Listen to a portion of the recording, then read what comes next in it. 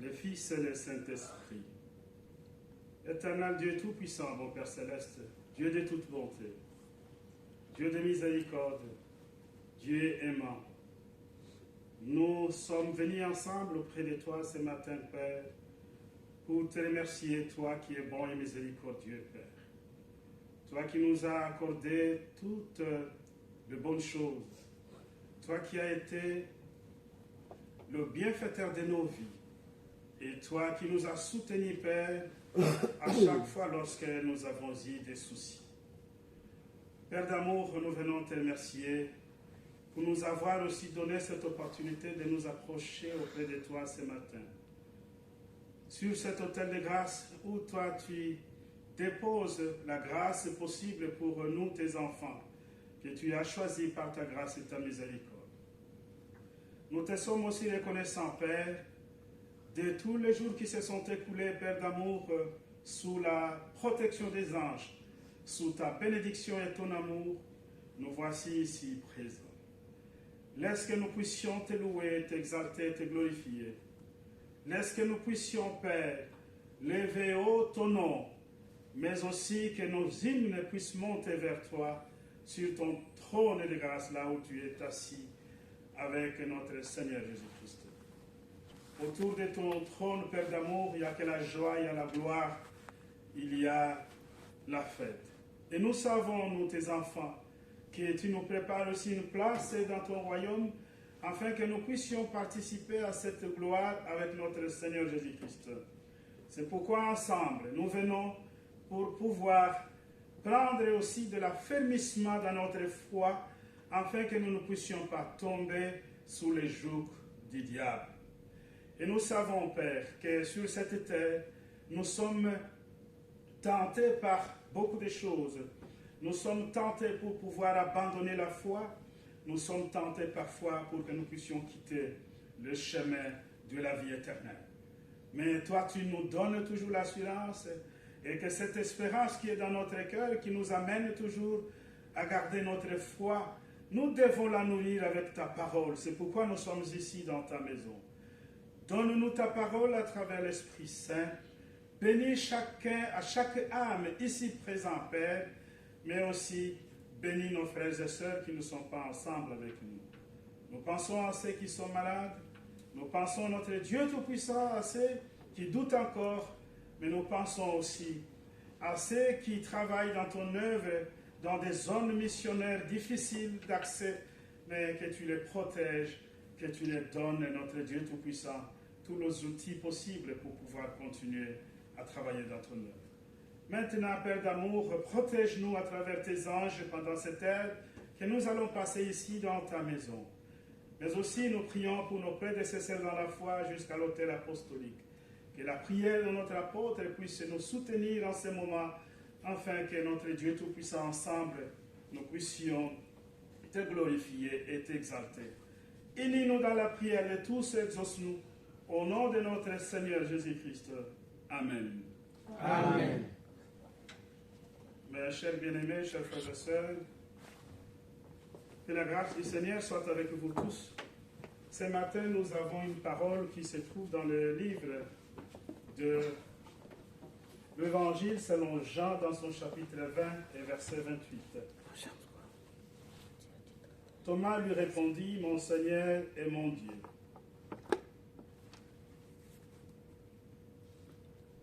Et Jésus lui dit, « Parce que tu m'as vu, tu as cru. » Amen. Amen.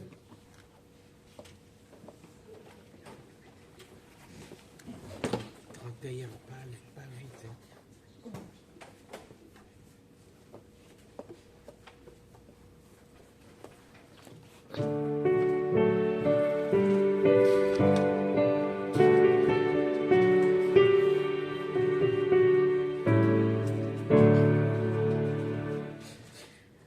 Jésus, louange et gloire, Alléluia. Il repose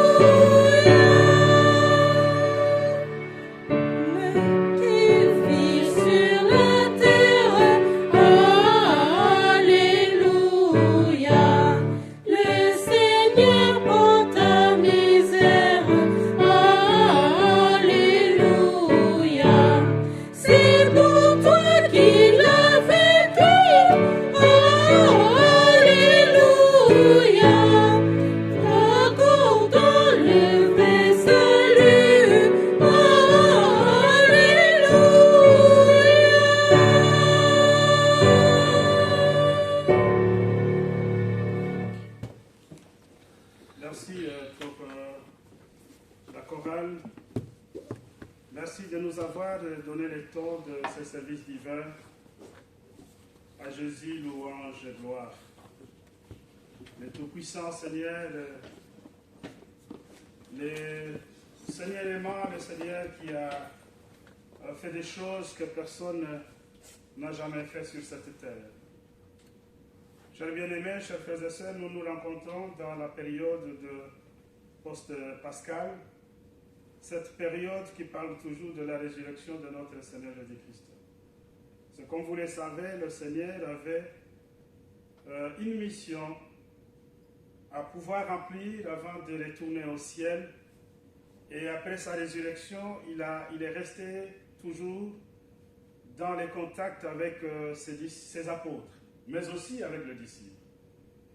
Ce que vous verrez dans la Bible est que le Seigneur n'a pas seulement apparu aux apôtres, mais il est apparu aussi aux frères. Mais on peut aussi dire aux sœurs, que la Bible ici cite énormément aux femmes. Chers bien-aimés, chers frères et sœurs, cette période était une période très animée. Une période du côté des disciples était une période de joie, parce que le Seigneur est ressuscité, le Seigneur leur a redonné encore une fois de plus la confiance dans le cœur. Et ils ont compris que tout ce que le Seigneur était en train de leur donner comme message, ce message avait eu corps. Ce message était véritable. Mais il y avait aussi un bouleversement du côté des Juifs, du côté des souverains sacrificateurs, du côté de Pilate, du côté d'Hérode. Parce que tant les gens qui gouvernaient à cette époque-là, comme ceux qui gouvernaient aussi l'Église, qui étaient des souverains sacrificateurs, ils n'étaient pas contents de la manière de faire du Seigneur. Et cela a poussé ces gens à accuser le Seigneur de blasphémateur, de pouvoir l'amener sur la croix, de le sacrifier, de le crucifier. Mais le Seigneur, lui, n'a pas regardé toutes ces choses. Il est allé à bout de sa mission et il a accompli avec succès.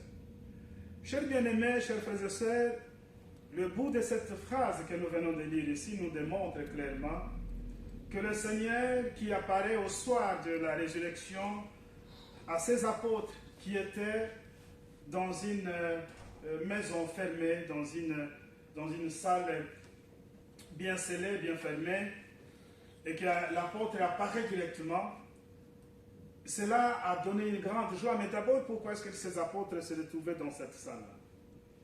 Mais c'est parce que les apôtres sont allés là pour pouvoir intérioriser d'abord la crucifixion de Jésus. Ils n'y croyaient pas à leurs yeux de voir que leur Seigneur a été crucifié et que leur Seigneur avait été enterré. Il était mort. Ils avaient tout oublié. Ils avaient, justement parce qu'ils étaient que des humains. Parce que tout ce que nous racontons aujourd'hui, tout ce que nous parlons aujourd'hui, ça peut passer d'une oreille à l'autre. Et que la personne qui écoute, soit il accepte, soit il n'accepte pas. Mais c'était aussi le cas des disciples, des apôtres. Ils ont entendu le Seigneur qui leur avait dit, mais je vais me sacrifier, je vais me donner un sacrifice pour pouvoir vous sauver, il faut que je prenne le péché. Et la Bible, même au niveau de prophète, l'avait déjà relaté, l'avait déjà tout dit.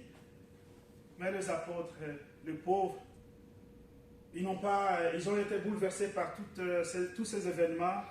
Ils ne sont pas arrivés finalement à être sereins par le message qui leur a été donné par le Seigneur. Ils avaient un mélange des sentiments.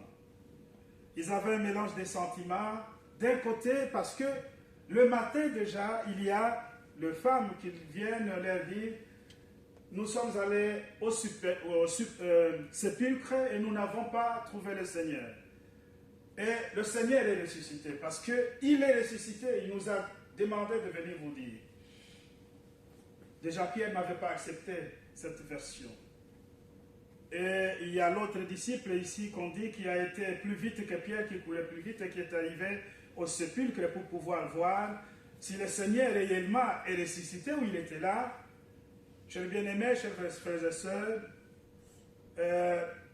les apôtres, ils ont finalement vu que le Seigneur, le corps du Seigneur n'était pas là. Que le Seigneur était ressuscité. Ils sont retournés dans la même maison, dans la même pièce, pour amener l'information aux autres qui étaient restés. Mais ils sont restés dans la même pièce. Ils ont deux sentiments qui se mélangent. Il y a la crainte des Juifs, des dirigeants, mais ils ont aussi, d'autre part, une joie qui les anime de la constatation qu'ils viennent d'observer. Qu'au cimetière, au sépulcre, ils n'ont pas trouvé le corps du Seigneur. Ils sont convaincus qu'il est ressuscité comme il nous avait dit. Mais s'il est ressuscité, où est-ce qu'il est alors? Alors ils sont restés là en train de se poser des questions pendant ce moment. Comme nous l'avons suivi ici, le Seigneur avait fait route avec le disciple d'Emmaüs. Il les avait réconfortés dans la parole. Il les avait donné, encore une fois de plus, cette envie ou l'espoir qu'ils avaient perdu pour leur dire, écoutez, mais attendez voir. Et lorsqu'ils sont arrivés, comme nous l'avons entendu, dans le village, ils ont présenté à manger. Lorsque le Seigneur a prié sur le repas et le Seigneur a disparu, c'est en ce moment qu'ils avaient compris que le Seigneur était ressuscité finalement. Et ils ont couru pour pouvoir venir dire aux autres disciples qui restaient en Jérusalem que le Seigneur était déjà ressuscité. Chers bien-aimés, au soir de cette résurrection, le Seigneur apparaît dans la maison bien fermée, la porte bien fermée, mais il apparaît au milieu de ses disciples. Et la première parole que le Seigneur utilise, il dit que la paix soit avec vous. Parce qu'ils étaient troublés. Ils étaient dans l'angoisse. Ils ne savaient pas en quoi s'en tenir parce que le Seigneur, ils sont partis, les deux sont partis au cimetière, au sépulcre si vous voulez bien, mais ils n'ont pas trouvé le corps du Seigneur. Et ils sont convaincus que le Seigneur est ressuscité parce que les femmes leur ont dit aussi. Mes chers frères, chers bien-aimés, ces sentiments-là qui se mélangent et que le Seigneur qui apparaît au milieu d'eux qui dit « La paix soit avec vous ». La paix soit avec vous. Une salutation, chers bien-aimés, que le Seigneur adresse à ses disciples. Il les salue par la paix. Et là, il y a un grand absent au milieu d'eux. Ce grand absent, c'est Thomas. Thomas n'est plus là. Maintenant, la question que moi je me pose, si les apôtres avaient tous ces sentiments-là, soit de la peur, soit de la joie de la résurrection, mais parce qu'ils avaient un peu peur, qu'ils se sont mis dans une pièce, qu'ils ont bien fermé cette pièce, ils sont restés là-dedans, avec l'espoir, bien sûr, que le Seigneur, il va nous apparaître ici. Mais où était Thomas? Pourquoi il était sorti de cette pièce? Et Thomas, dehors, qu'est-ce qu'il faisait? Est-ce qu'il était en communion avec les autres? Est-ce qu'il faisait sa fête avec les autres amis de l'extérieur de l'église? Mais où était Thomas? Parce que la Bible n'est pas explicite quant à ça. Chers bien-aimés, chers frères et sœurs, le Seigneur parle aux autres disciples. Le Seigneur salue les autres disciples, leur donne la paix du Seigneur pour que la paix puisse régner là où se trouvait le disciple.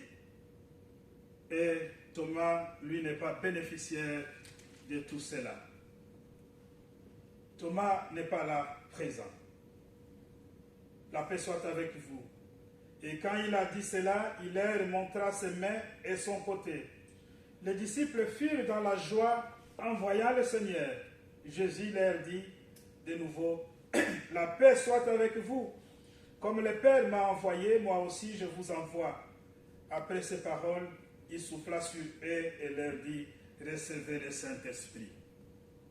Chers frères et sœurs, non seulement il les salue, non seulement il dit que la paix soit avec vous, mais le Seigneur, il vient leur donner encore une mission. La mission qui était la sienne. Parce que le Seigneur, lui, est venu avec une mission. pour pouvoir accomplir la volonté de son Père, de sauver l'humanité. Que cette mission ne pouvait pas finir tout simplement en Jérusalem ou pour les Juifs tout simplement. Et le Seigneur est en train de donner cette mission à ses disciples pour pouvoir continuer à amener l'évangile à tous ceux qui en ont besoin. Chers frères et sœurs, dans tout cela, Thomas n'est pas là. Il leur donne la mission, il leur souffle le Saint-Esprit, ils deviennent de gens qui reçoivent l'Esprit du Seigneur parce que ce Saint-Esprit qui était avec le Seigneur se trouve maintenant avec les apôtres à travers la mission que le Seigneur leur donne. Et Thomas n'est pas là. Et moi je me pose la question, Thomas n'est pas en train de rater quelque chose de très important? Pourquoi est-ce que Thomas n'est pas là? On ne sait pas pourquoi. Après ces paroles, il souffra sur eux et leur dit, recevez le Saint-Esprit. Ceux à qui vous pardonnerez les péchés, ils leur seront pardonnés. Et ceux à qui vous les retiendrez, ils leur seront retenus. Il leur donne une autre mission, non seulement de pouvoir travailler, de continuer la mission du Seigneur, mais il leur donne le pouvoir de pardon du péché. Thomas n'est pas toujours là. Thomas n'est pas toujours là. Les autres sont en train de recevoir une mission, mais aussi le pouvoir du pardon du péché. Thomas n'est pas toujours là, cher bien-aimé. Et Jésus vint, les autres disciples lui dirent, donc, nous avons vu le Seigneur. Mais il leur dit, si je ne vois dans ses mains la marque de clou, et si je ne mets mon doigt dans la marque de clou, et si je ne mets ma main dans son côté, je ne croirai point. Ça, c'est Thomas. Quand il arrive, il y a une information qu'on est en train de lui donner. Tu n'as pas été ici, tu as été absent. Le Seigneur a été parmi nous. Il nous a donné la paix, c'est comme tout le monde, n'est-ce pas? Nous voulons relater quelque chose qui vient de se passer, soit dans la famille, soit dans une communauté, soit dans une mutualité quelconque, dans une réunion. L'autre n'était pas là, il a raté une séance. On est en train de lui faire part de ce qui vient de se passer. Et à Thomas, c'était aussi la même chose. Mais Thomas, il doute. Thomas, c'est celui qui doute. C'est pourquoi l'apôtre patriarche nous dit, Thomas, c'est le disciple qui doute. Thomas, c'est cet apôtre qui doute. Même si tous les autres ont vu Jésus-Christ, tous les autres ont reçu la paix du Seigneur, tous les autres ont reçu la mission et le pouvoir du pardon du péché, Thomas ne croit pas à tout cela. Il dit, je croirai lorsque moi je le verrai et lorsque je verrai ces côtés qui ont été percés. En d'autres termes, ma foi est basée dans la vue. Il faut que je voie, il faut que je touche. Donc Thomas devient celui que sa foi ne peut être mise en œuvre que lorsqu'il verra le Seigneur, lorsqu'il touchera le Seigneur. C'est comme quelqu'un qui veut se dicter une loi, quoi. Il dit, moi maintenant, je fais ma doctrine. Pour moi, si je ne le vois pas, si je ne le touche pas, je ne crois pas. La croyance de Thomas est conditionnée par ce qu'il va voir et par ce qu'il va toucher. Chers frères et sœurs, chers bien-aimés, le Seigneur revient encore une fois de plus 8 jours après. Et les disciples sont toujours restés dans cette pièce. Et la Bible ici ne nous dit pas pourquoi ils sont restés là. Il y a des choses dans la Bible ici, on nous dit, même beaucoup de miracles que le Seigneur avait fait qui ne sont pas relatés dans la Bible. Beaucoup de choses que le Seigneur avait fait, même après la résurrection, qui ne sont pas écrites ici dans la Bible. Alors, 8 jours après, le disciple de Jésus était de nouveau dans la maison et Thomas se trouvait avec eux. Jésus vint, les portes étaient fermées, se présenta au milieu d'eux et dit, la paix soit avec vous. Ah! Maintenant, il y a Thomas et maintenant, il y a le Seigneur qui donne encore la paix. Et à cette fois ici, Thomas va en bénéficier parce qu'il est avec les disciples aussi. Quand j'ai commencé à parler, j'ai eu peur que Thomas ne reçoive la paix du Seigneur en aucun cas, avant que le Seigneur ne puisse, si je peux m'autoriser le terme, s'envoler pour le ciel. Mais ici, la Bible nous dit que lorsqu'il vient 8 jours après, il entre dans la pièce, il entre dans la maison qui est fermée, il rencontre tous les disciples, la première parole toujours du Seigneur, que la paix soit avec vous tous. Thomas est là, Thomas est bénéficiaire aussi de la paix du Seigneur. Thomas s'est trouvé avec eux. Jésus vint, les portes étaient fermées, se présenta au milieu d'eux et dit, la paix soit avec vous. Puis il dit à Thomas, avance ici ton doigt et regarde mes mains, avance aussi ta main et mets-la dans mon côté. Et ne sois pas incrédule, mais crois. Thomas lui dit, mon Seigneur et mon Dieu. Chers bien-aimés, chers frères et sœurs, c'est la phrase la plus importante que Thomas n'ait jamais prononcée avant. Lorsque vous regardez ici, dans toute cette explication, Thomas est en train de douter. Thomas veut le Seigneur, Thomas veut voir, Thomas veut toucher le Seigneur avant de croire. Mais le Seigneur, quand il vient, il lui donne la paix comme tout le monde et il lui appelle de pouvoir faire ce qu'il désirait faire sur le corps du Seigneur. Viens, regarde. Viens avec ton doigt. Essaye un peu de mettre sur la marque comme tu l'as voulu. Thomas n'a pas mis, Thomas a prononcé une phrase intelligente. Mon Seigneur et mon Dieu. C'est une confession de foi, cher bien-aimé, que Thomas, lui, qui était dans une mauvaise posture, Thomas maintenant voit le Seigneur et Thomas croit au Seigneur. Thomas confesse. Il dit, tu es mon Seigneur et tu es mon Dieu. Chers bien-aimés, chers frères et sœurs, comme Thomas, nous n'avons jamais connu le Seigneur. Physiquement, personne n'a jamais vu le Seigneur. Nous avons été relatés par les évangiles. Heureusement qu'il y a les évangiles qui nous relatent la vie et le travail du Seigneur sur cette terre. Et nous croyons à ces évangiles. Nous n'avons jamais été avec le Seigneur. Nous n'avons jamais vu le Seigneur. Nous n'avons jamais touché les côtés du Seigneur. Nous n'avons jamais touché là où on lui a mis le clou, ou là où on l'avait percé. Mais nous croyons aux évangiles qui ont été écrits.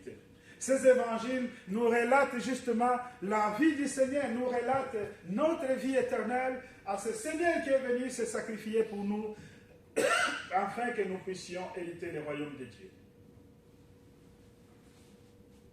Thomas, dans sa position de celui qui doutait, qui était sceptique, qui ne voulait pas croire sans voir le Seigneur, Thomas, quand il voit le Seigneur, il confesse devant le Seigneur, il dit « Mon Seigneur est mon Dieu ».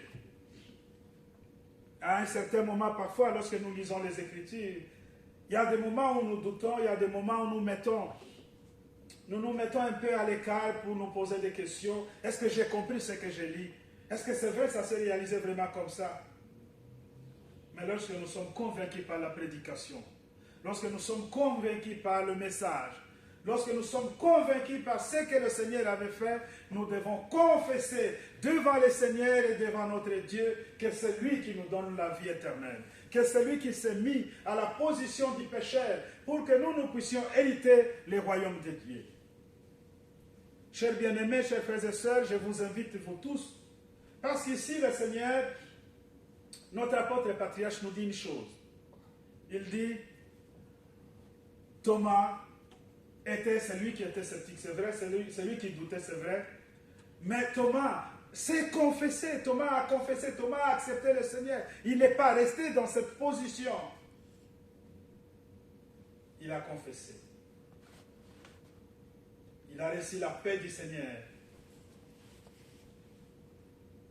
Chers bien-aimés, chers frères et sœurs, le ressuscité a parlé à Thomas. Le ressuscité nous parle nous aussi aujourd'hui, à travers les évangiles.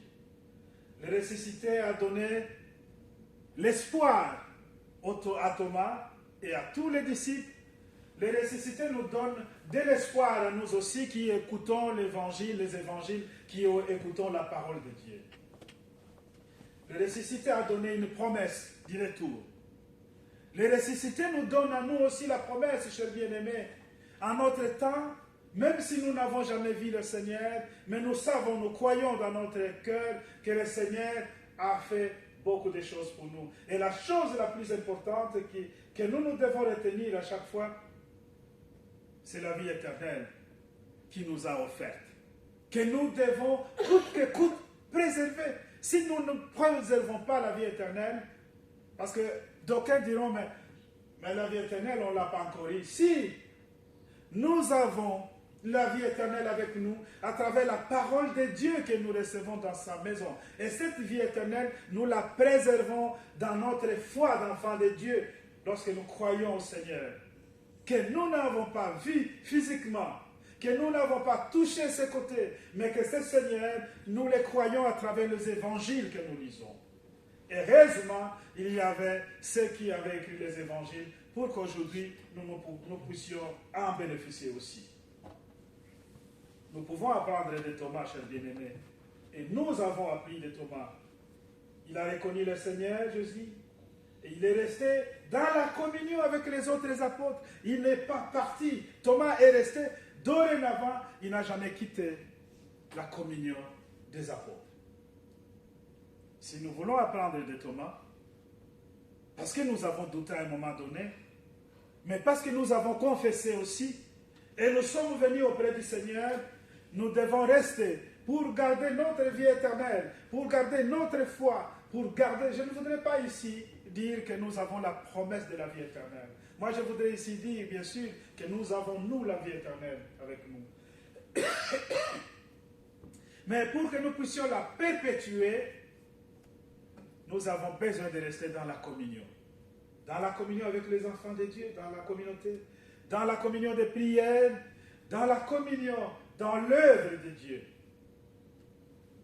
Je voudrais ici vous parler aussi d'autre chose, une autre chose. C'est celle que nous faisons tous les mercredis lorsque nous ne venons pas ici. Parce que dorénavant, déjà, nous allons pouvoir avoir ici 2 services divins de mercredi tous les mois. Mais les autres mercredis, nous réunissons en communion dans une prière. Cet élan commence à nous donner la joie, la fortification, l'affermissement de notre foi aussi. Parce que quelque part, on se dit, on n'est pas dans la communauté, mais on est toujours ensemble. Même de loin, nous sommes toujours soudés. Et l'un à l'autre, nous nous soutenons pour la vie éternelle qui nous attend. Chers frères et sœurs, chers bien-aimés, comme Thomas, nous pouvons passer du doute à la certitude et à la confession que Jésus est Seigneur et Dieu. Amen. Amen. Je voudrais ici demander à la chorale de chanter un chant et que j'appelle aussi le diacre pour intervenir pour quelques minutes. C'est difficile à accompagner. Mais je vais faire naturellement. 32. 32. Mais ils sont toujours. Ah, je fais.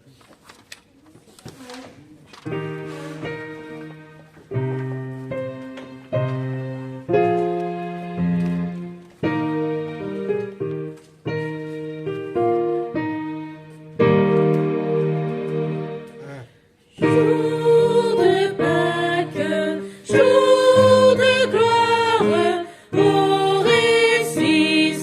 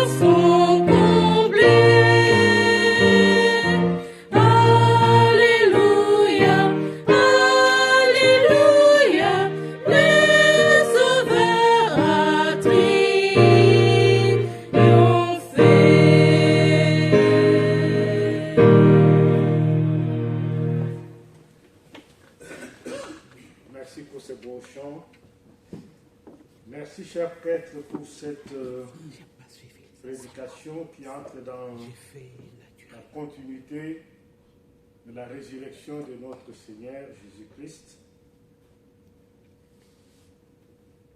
Ce que j'ai retenu, moi, c'est de Thomas, Saint Thomas, qui est parti du doute à la conviction. Et le prêtre a bien dit que nous devons apprendre de Thomas, parce que nous avons tous des doutes à nous. Et quand je parle de doutes, je vais donc l'expliquer dans les deux volets. Le premier volet ici, c'est par rapport au doute en soi, que nous doutons tous comme Thomas. Et nous aimons tous avoir des preuves de ce qui est dit ou d'une autre information ou d'un événement qui nous a été rencontré comme ça, toucher et vivre la situation pour être convaincu qu'elle est vraie. Thomas n'avait pas cru à ses collègues, ses amis disciples de Jésus, que Jésus était ressuscité. Il a fallu attendre 8 jours, la deuxième apparition de Jésus, dans laquelle Thomas était aussi présent, qu'il a vu Jésus. Et Thomas, à ce moment-là, n'a plus été exigeant. Parce qu'avant, il disait, je croirais que quand je vais voir les marques du coup dans ses mains, c'est son côté. Et à ce moment-là, je croirais que c'est Jésus est ressuscité. Mais quand il a vu Jésus, du coup, il est parti du doute à la confession et il était le premier. Saint Thomas était le premier à appeler notre Seigneur, Seigneur. Parce que Seigneur, c'était une marque de considération qui a été réservée aux dignitaires juifs. Et pendant sa vie sur terre, avant sa mort et sa résurrection, personne n'appelait Jésus-Christ Seigneur. C'était Thomas qui était la première personne à l'appeler Seigneur. Ça avait beaucoup touché Jésus-Christ parce qu'il n'y attendait pas quelqu'un qui était dans les doutes et qu'il a cru et il a même élevé le Seigneur à un niveau qu'on ne l'avait jamais élevé auparavant. Nous avons aussi des doutes dans beaucoup de circonstances, dans des cas de maladie, des cas de décès dans la famille, des tourments. Nous nous disons, mais pourquoi cela nous arrive si Jésus-Christ est venu se sacrifier pour nous? Il est venu résoudre la plupart de nos problèmes. Mais la Bible ici nous dit, quand je regarde maintenant par rapport à l'aspect spirituel, on nous dit que notre foi ne peut pas être soumise à des preuves. Nous ne devons pas avoir de preuves pour dire, voilà, je crois en Dieu, à la résurrection de Jésus-Christ, parce que quelque part, pas d'une manière ou d'une autre, on m'a montré qu'effectivement, Jésus était ressuscité. Non. Ici, c'est notre foi. La foi, ici, elle est alimentée par la puissance du Saint-Esprit. C'est la puissance du Saint-Esprit qui alimente notre foi, qui nous met dans la dimension à avoir la conviction et comprendre que Jésus-Christ était venu pour nous racheter, il devait mourir et ressusciter 3 jours après. Et ça, c'est indiscutable. C'est par la puissance du Saint-Esprit que nous avons cette conviction-là. Et comme Thomas, nous devons toujours, par cette assistance du Saint-Esprit, passer des doutes à la conviction. Voilà ce que j'avais à compléter ce matin au nom puissant de notre Seigneur Jésus-Christ. Amen. Amen. Chers bien-aimés, nous ne cherchons pas des preuves matérielles pour pouvoir mettre notre foi en exergue. Nous avons ici une parole, et d'ailleurs je voudrais la lire pour aussi la Sainte Seine. Le Seigneur avait un objectif, un but. Avant de venir sur la terre, il venait justement pour sauver l'humanité. Et les prophètes de l'Ancienne Alliance avaient aussi écrit. Ils nous ont relaté des choses qu'aujourd'hui nous pouvons comprendre de ce qui s'était passé avec le Seigneur. Ésaïe 53, verset 5 nous dit des choses importantes. Mais il était blessé pour nos péchés, brisé pour nos iniquités. Le châtiment qui nous donne la paix est tombé sur lui. Et c'est par ces meurtrissures que nous sommes guéris. Chers bien-aimés, chers frères et sœurs, lorsque nous regardons cette parole, nous voyons directement que lui a porté la faute, lui a porté tout ce que l'humanité avait pour être le sacrifice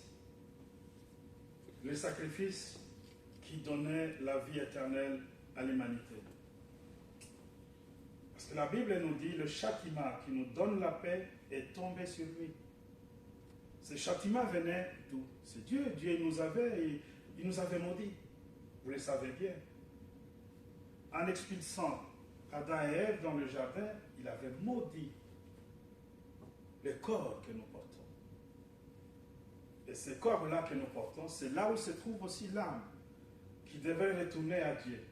Mais comment c'est possible ce corps qui porte l'âme est souillé et l'âme est toujours dans ce corps-là? C'était impossible. C'est pourquoi le Seigneur, Dieu, avait promis à Adam et Ève d'envoyer un sauveur. Tout de suite, lorsqu'il les expulse du jardin, je vous enverrai un sauveur, dit le Seigneur, disait Dieu.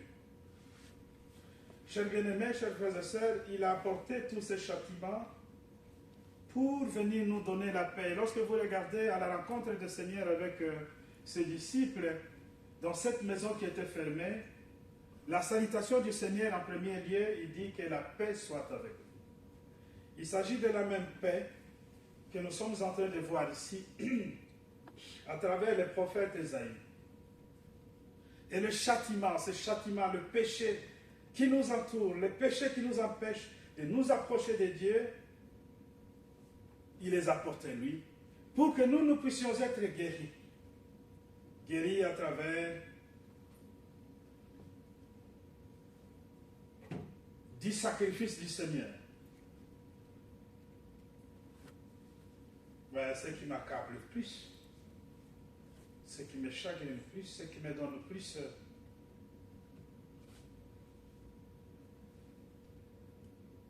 ce qui me donne plus.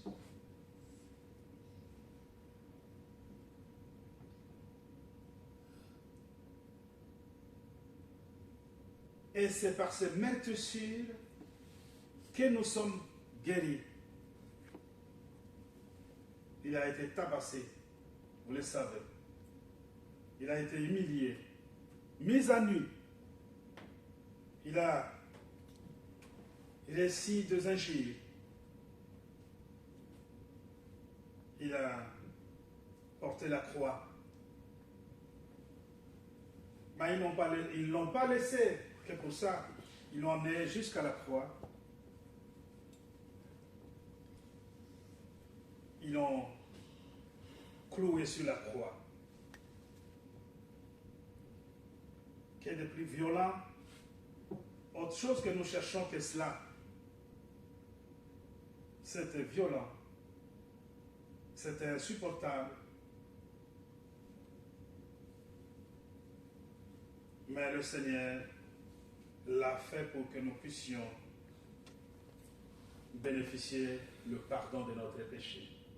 Et là, lorsque nous retournons dans Jean, nous voyons qu'en donnant la mission à ses disciples, il dit, je vous envoie comme le Père m'a envoyé, je vous envoie. Il leur donne la mission, mais il leur donne aussi le pouvoir du pardon du péché.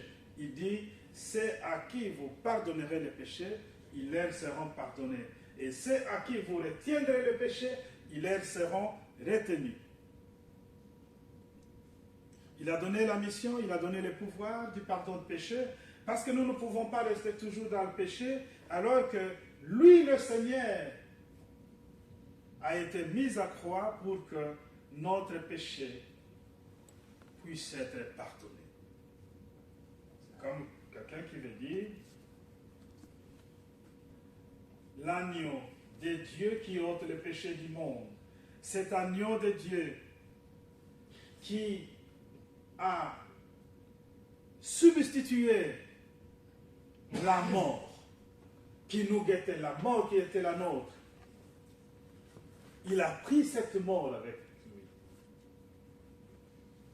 Il nous a donné la vie.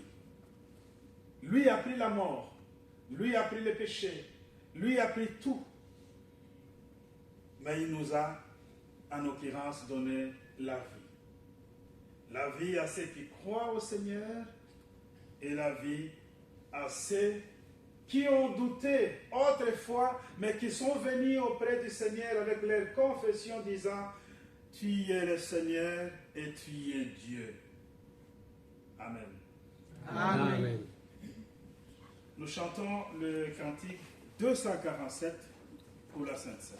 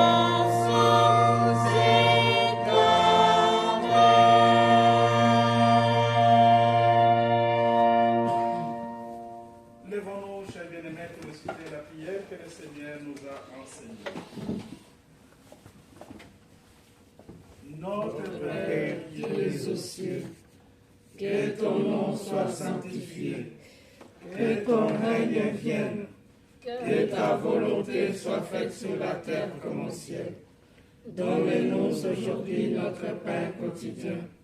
Pardonne-nous nos offenses, comme nous pardonnons à ceux qui nous ont offensés.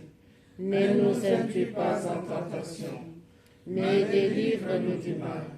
Car c'est à toi qu'appartiennent, dans tous les siècles, le règne, la puissance et la gloire. Amen. Selon la mission que j'ai reçue de l'apôtre et mon mandat, je vous annonce la bonne nouvelle. Au nom de notre Seigneur Jésus-Christ, le Fils du Dieu vivant, vos péchés vous sont pardonnés, la paix du ressuscité soit avec vous. Amen. Amen. Éternel Dieu Tout-Puissant, mon Père Céleste, éternel de toute miséricorde, nous te sommes reconnaissants, Père, du pardon du péché que tu viens de nous accorder maintenant. Et nous savons que le Seigneur s'est donné à la croix pour que nous puissions hériter le royaume de Dieu.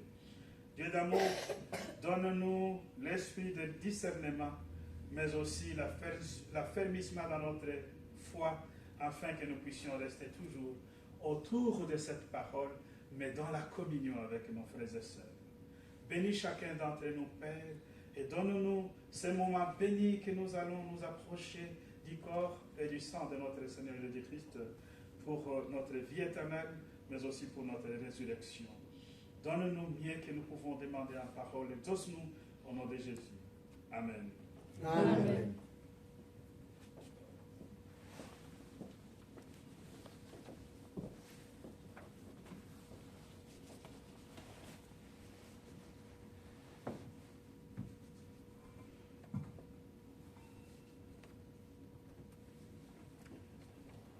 Prions. Au nom de Dieu, le Père, le Fils et le Saint-Esprit, je consacre le pain et le vin pour la Sainte Seine, et je dépose le sacrifice unique de Jésus-Christ, valable en toute éternité.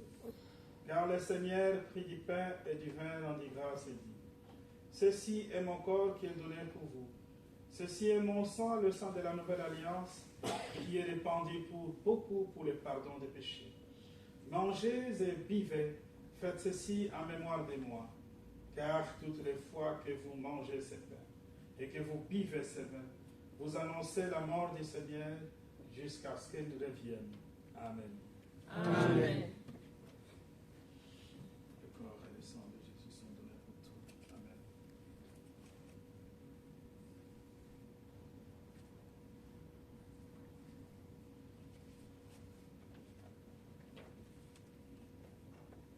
Asseyez-vous, s'il vous plaît.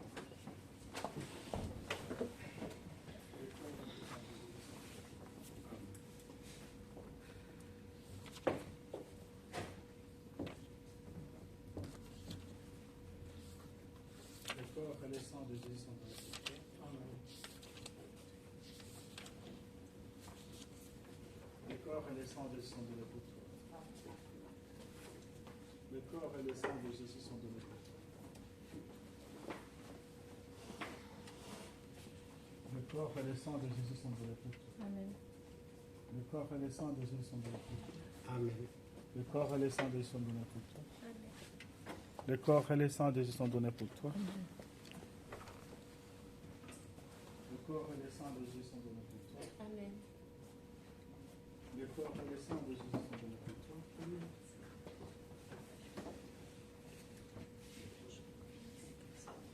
Le corps et le sang de Jésus sont donnés pour toi. Le corps et le sang de Jésus sont donnés pour toi.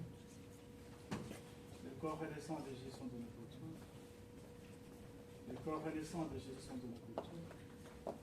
Le corps et le sang de Jésus sont donnés pour toi.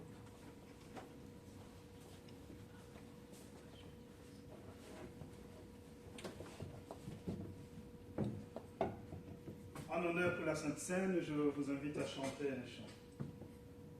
145.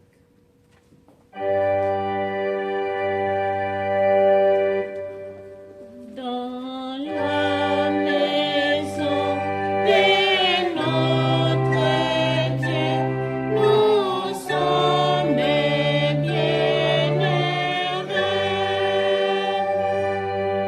Nous recevons la Seigneur qui nous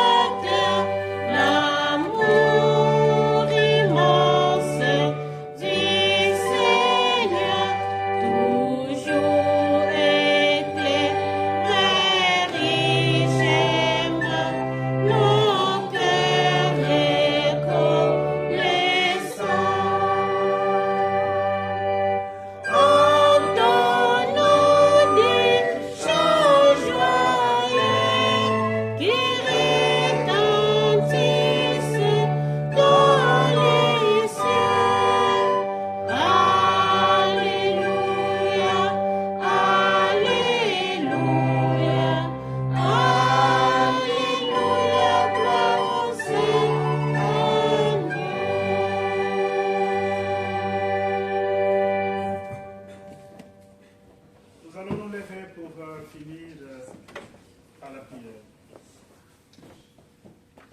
Éternel Dieu de toute bonté, mon Père céleste, Dieu de toute miséricorde, Dieu aimant, Père d'amour.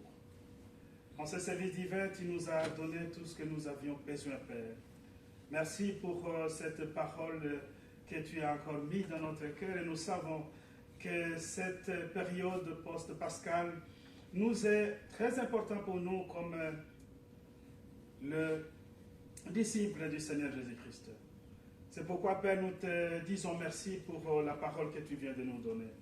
Maintenant, Dieu d'amour, protège-nous sur le chemin du retour, mais aussi donne à chacun d'entre nous la capacité de discerner ta parole, mais aussi de continuer toujours à croire en notre Seigneur Jésus-Christ.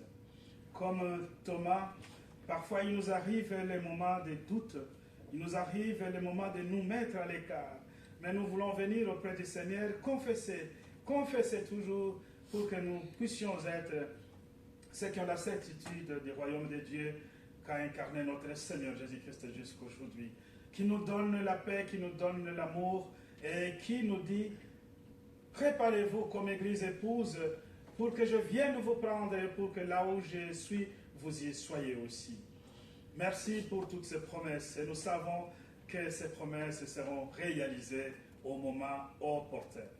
Bénis nos frères et sœurs qui n'ont pas été ensemble avec nous ce matin. Nous pensons à ceux qui sont malades, nous pensons à ceux qui travaillent, nous pensons notre Dieu Tout-Puissant, à ceux qui doutent aussi comme Thomas. Nous les remettons entre tes mains. Que toi, seul Dieu, sais ce qu'ils doivent faire, mais aussi tu connais le remède nécessaire pour qu'il puisse, notre Dieu Tout-Puissant, venir auprès de toi.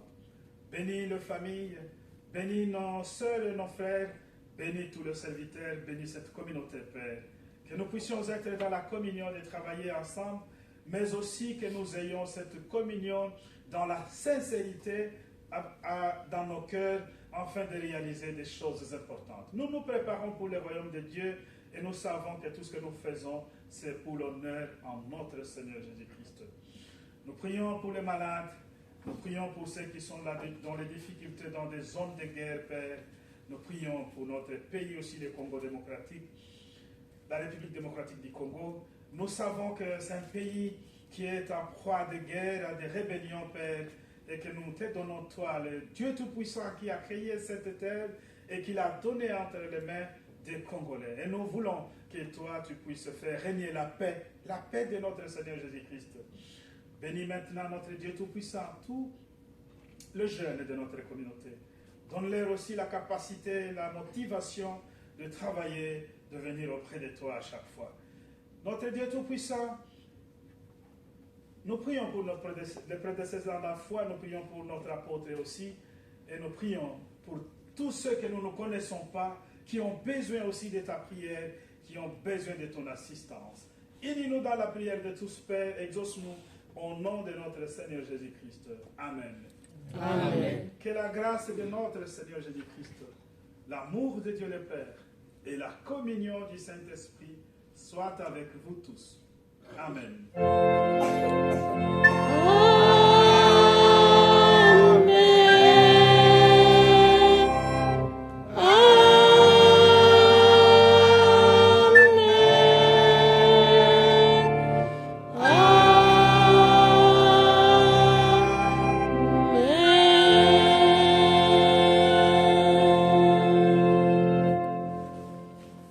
Merci beaucoup, frères et sœurs, asseyez-vous.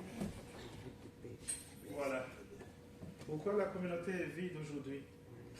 Qu'est-ce qui s'est passé? Parce qu'il y a eu du soleil. Nous allons démarrer.